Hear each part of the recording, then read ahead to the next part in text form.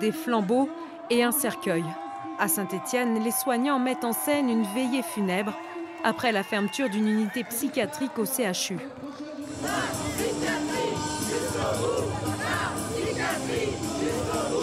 Pour trouver la raison de cette mobilisation, il faut se rendre à l'hôpital Nord. Faute de médecins, l'unité 4 est à l'arrêt. Ici, se trouvaient les patients hospitalisés sous contrainte à la demande de leur famille ou de la préfecture. Une unité hospitalière difficile mais essentielle, dont 2 infirmières acceptent de nous parler de façon anonyme par crainte de sanctions de leur direction. Souvent dans ces pathologies, en fait, les patients attaquent pour se défendre. Parce que c'est des patients qui sont en grande souffrance et qui ont extrêmement peur. Parce qu'en fait, cette maladie, un des premiers symptômes, c'est de ne pas se savoir malade. Pour les infirmières, il aurait fallu plus de moyens pour l'unité 4.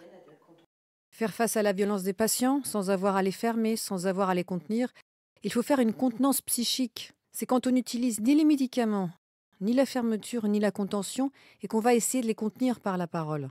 Il faut des locaux qui sont adaptés et il faut qu'on puisse se relayer.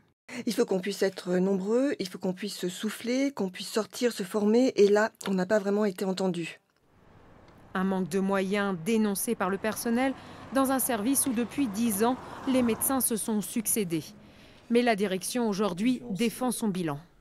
Nous avons pu conduire 11 projets en matière de psychiatrie durant les 5 dernières années, lesquels 11 projets ont mobilisé 8 millions d'euros de dépenses d'exploitation et 30 millions d'euros de dépenses d'investissement. Donc on ne peut pas nous dire que le CHU de Saint-Étienne n'investit pas dans le domaine de la psychiatrie.